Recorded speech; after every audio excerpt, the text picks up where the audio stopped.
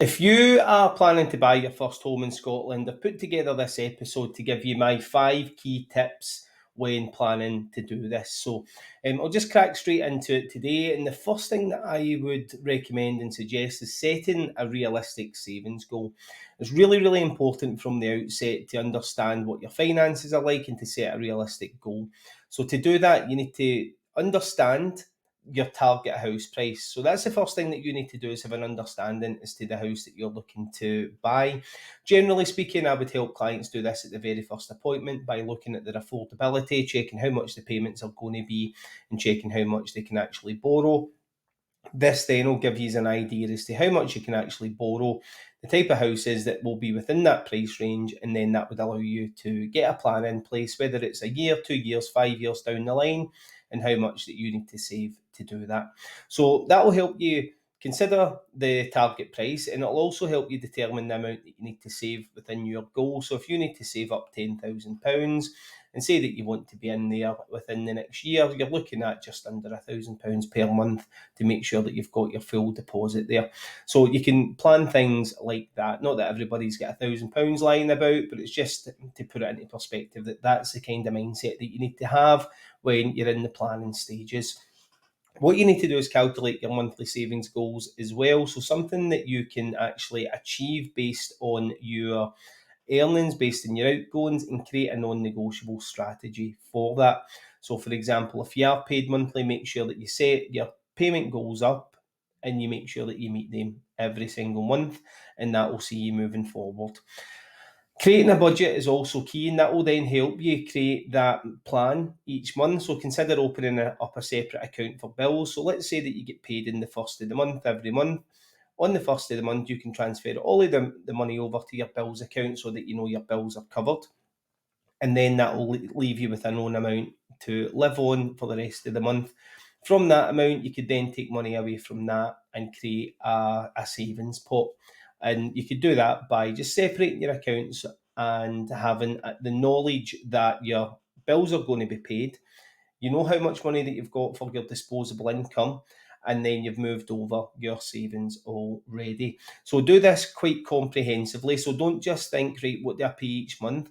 Have a think about other things that can crop up. So put money away for maintenance of cars, things that can crop up like MOTs, any annual expenses that you might have. Make sure that you're factoring everything like this into your budget so that you can plan out what your savings goals are and how you can achieve them. And another thing that you could consider is reducing discretionary spending. So we'll talk about this in a minute or so, but essentially if you've got bills that you're paying, for example, say you've got a gym membership that you never use, that's something that you could cancel to save a wee bit of money, and you can put that money straight into your savings pot because you were only missing it anyway. So what you can also do is there's lots of apps out there that can help you set up automatic transfers. And what they can do is whenever your account reaches a certain balance, or if you've probably heard of Save the Pennies, if you've got pennies left in your account at the end of every day, these pennies can get transferred into savings pots, and you can do all of this automatically.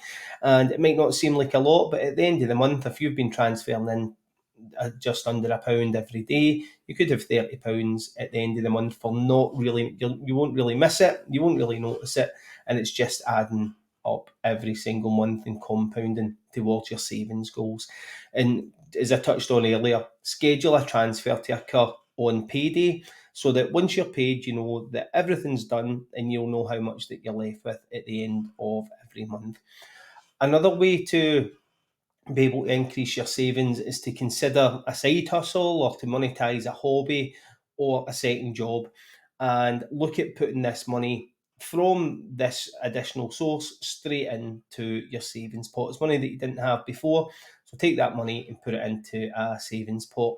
And potentially, if you can, it depends on what kind of line of work that you're in, but think about considering negotiating a pay rise as well. Some employers, small businesses will be receptive to that, and it's worthwhile if you can earn a wee bit more money. Cutting down expenses. So I touched on that earlier on. Look at ways to cut down your expenses. Are you paying for things that you're not using? Do you buy lunch every day? Your Tesco meal deal is only £3, but if you were to consider you could make your lunch every day for less than that, just making these slight small changes and then taking this extra money and putting it straight into savings can help. And then a tool that I actually came across was moving from branded to general brands.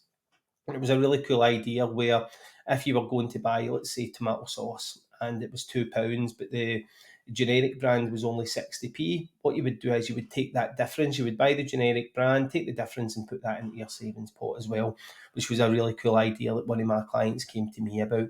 So that's the main tips and key points that I would give you. What I would say is be realistic with your savings goals. I know I've touched on it before in previous episodes, and tune into the previous episode about the lifetimizer if you want more information on it. But make sure that you consider this as an option, especially if you're not planning to move in within the next 12 months. And if you watch the other video on lifetimizers, that will be more clear as to why you should be doing that. But again, I hope you found this useful. If you do have any questions, fire them in the comments. And thanks for tuning in. Cheers.